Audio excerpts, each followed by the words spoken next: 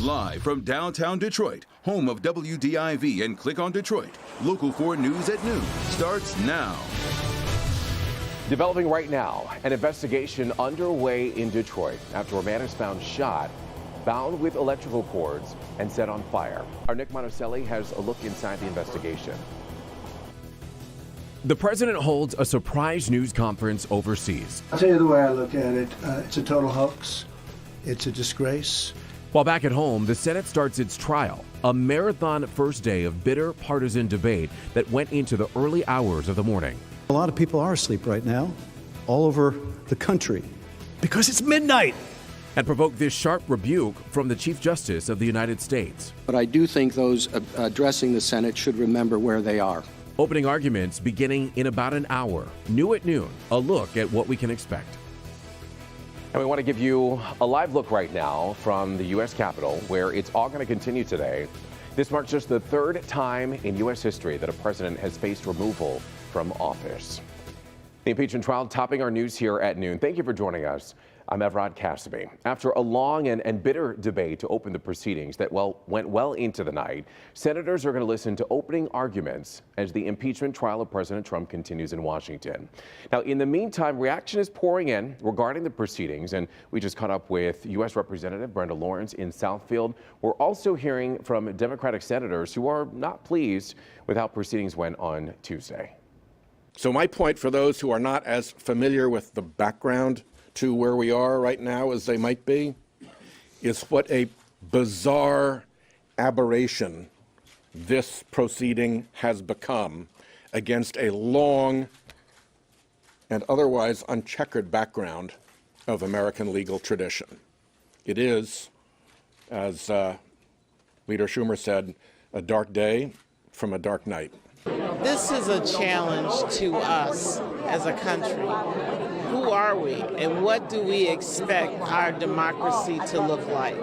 You know, you're hearing debates, well, you know, maybe it wasn't right, but it's not at the level of impeachment. If we did not put a marker down in Congress to say that the behavior of this impeached president was not in line with his role of the office, the next president could duplicate it and do even worse. We have to have an expectation and a standard for our president. Well, in the meantime, our Jay Gray is following the historic process. He joins us now from Capitol Hill with a closer look at what we can expect a little bit later today.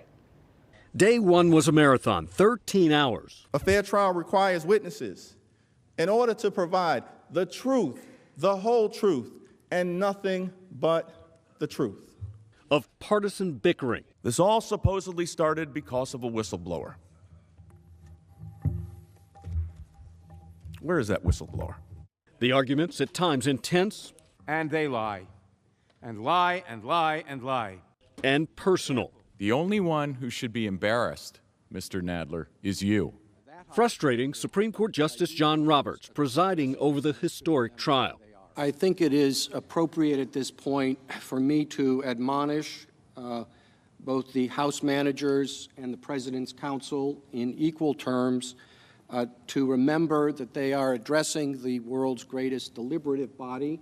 A body that, controlled by Republicans, rejected 11 amendments to allow new documents and additional witnesses, with President Trump suggesting he could use executive privilege to block former staffers like John Bolton from taking the stand. I don't know if we left on the best of the terms. I would say probably not, you know, and so you don't like people testifying when they didn't leave on good terms, and that was due to me. It's an issue that could come up for another vote after opening arguments that begin this afternoon. And one other note, President Trump's lawyers did not file a motion to dismiss the case entirely. The deadline for that was 9 this morning. Jay Gray, NBC News, Washington. All righty, Jay, thank you. Again, the impeachment trial of President Trump expected to continue this afternoon. You'll definitely want to stay tuned for a special report anchored by Lester Holt. You'll have live coverage of the proceedings, and that is coming up right here on Local 4 and on Click on Detroit starting at 1 o'clock. Some sad breaking news to report at this hour. Monty Python star Terry Jones has passed away. Jones was a member of the much-loved British comedy group and also directed a number of its most popular films, including Life of Brian and The Meaning of Life. In recent years, he had battled a rare form of dementia that impacts speech. He died on Saturday evening with his wife by his side. His family said in a statement, he died at the age of 77. Developing right now, an investigation is underway in Detroit after a man is found shot, bound with electrical cords, and set on fire. Now, you're looking at video that we shot earlier this morning from a very active scene.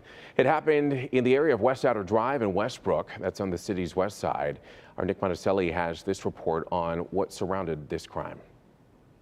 Good afternoon. The discovery of this body was made after somebody called 911 saying they had heard shots in the area.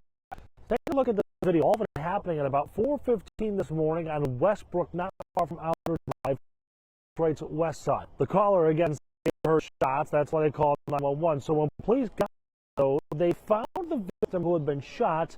His leg was tied with an orange extension cord and then set on fire. Sergeant on the scene also said they found shell casings around the victim's body, so they know the shooting actually happened there right on the scene.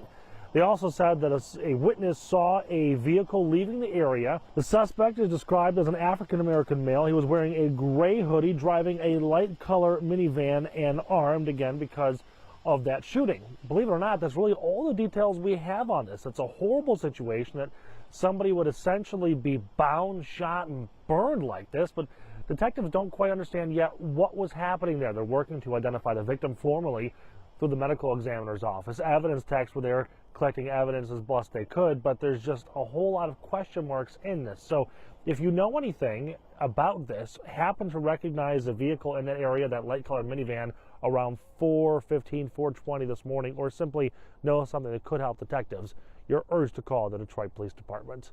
I'm Nick Monticelli, Local 4. Alrighty, Nick, thank you. An investigation is underway now after an attempted robbery turns into a shootout. This happened on Sherman Road near Mullen and Warren. Investigators say that a man approached another man and tried to rob him. And that's when both men exchanged gunfire. The suspected robber was then shot twice in the leg and forearm. That victim was not hurt. He was questioned and then later released by police. Also making headlines at this hour, Harvey Weinstein's sex assault trial begins, and it comes more than 2 years after allegations against him broke open the #MeToo movement. What you're looking at there is video of him walking into a New York City court without his walker this time. Prosecutors say that the 67-year-old actually raped a woman in a New York hotel room back in 2013 and forcibly performed a sex act on another woman in 2006. He's now charged with 5 felony counts. Several other women who say that he assaulted them will also testify in this trial. Weinstein's team of attorneys deny that there was any non-consensual sexual activity. The movie mogul, however, is facing the possibility of life behind bars. You definitely want to stick with us here at Local 4 and on clickondetroit.com for more updates in this trial as it continues.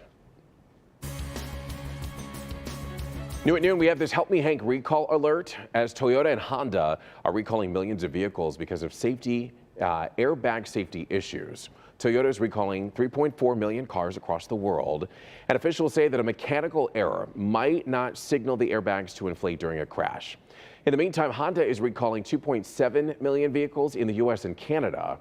Honda says that some of the vehicles might have dysfunctional Takata airbag inflators. So for more information on this, you can go to clickondetroit.com. We've posted the models that are affected there. All right, let's talk about the forecast now because, well, yes, we know it's cold out there, and I do believe that is ice on the Detroit River. But the good news is that, Brandon, it looks like the sun is shining just a little bit as we take a live look from our Windsor Sky Cam there. Yeah, we call it milky skies. In spots, we have more sun in other areas, but you see some high cloudiness around with temperatures right now in the middle and upper 20s to near 30. We have to factor in this wind. It's coming out of the south-southwest, 5 to 15 miles an hour, and at times may gust close to 20. It's not a super strong wind, but it certainly creates a little bit of a wind chill.